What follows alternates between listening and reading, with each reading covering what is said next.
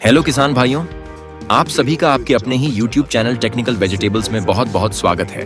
तो किसान भाइयों, अपने थंबनेल में देखा ही है कि आज हम एक मजेदार सब्जी लौकी के बारे में बात करने वाले हैं। तो किसान भाइयों, लौकी की खेती कब और कैसे करें, जानिए इसकी खेती करने की सबसे आसान विधि। आपका भी मन करता होगा कि ऐसा ही मेरा भी खेत हो जिसमें मैं घूमूं और एंजॉय करूं। एंजॉय और घूमने के साथ साथ एक अच्छा और मोटा प्रॉफिट कमा सकूं, एक अच्छा लाभ प्राप्त करूं।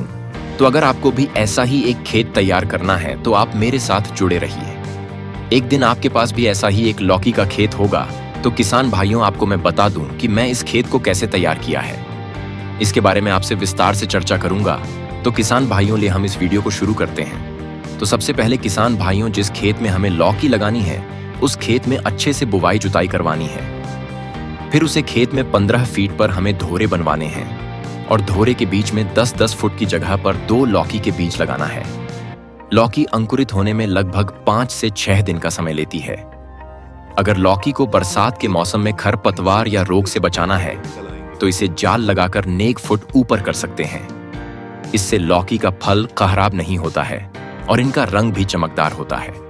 अब आप लौकी के लिए जाल बनाने की तैयारी करना शुरू कर देते हैं। तो लौकी के लिए जाल की तैयारी कैसे करें, इन सब के बारे में हम विस्तार से चर्चा करेंगे। तो किसान भाइयों, अगर हमें लौकी जाल चढ़ाना है तो उसके लिए हमें किन किन चीजों की आवश्यकता होगी। मुख्य रूप से 3 चीजों की आवश्यकता होती है।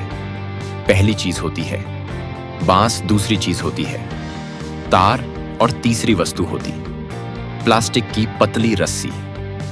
एक कच्ची बीघा के हिसाब से मैं आपको बता रहा हूं कि एक कच्ची बीघा में लगभग 120 से 125 बांस लगते हैं। इसके साथ ही 25 से 30 किलो तार लगता है और 10 से 2.5 किलो तार लगता है। 12 किलो प्लास्टिक की पतली रस्सी हमें चाहिए। तो किसान भाइयों, अब हमें क्या करना है कि जहां लौकी के बीज लगाए हैं उसी जगह पर हमें 1.5 फुट का एक खड्डा तैयार करना है और जितने भी हमने पेड़ लगाए हैं उन सब के पास 1.5 फुट का खड्डा खोदना है और उसमें एक बांस को खड़ा करना है। चारों तरफ के जो बांस हैं उनको हमें 70 डिग्री यानी कि थोड़ा ऊपर से झुका हुआ रखना है और सभी जो चारों तरफ के बांस हैं उन पर हमें एक एक तार की तान लगानी है, जैसे बिजली के खंभे की तरह तान लगानी है। उसके बाद प्रत्येक बांस के ऊपर 7-8 फीट ऊपर हमें तार खींचने हैं। इस प्रकार से 10 फुट की लंबाई और 15 फुट की चौड़ाई के आधार पर तार और बांस का एक कंकाल तैयार हो जाएगा।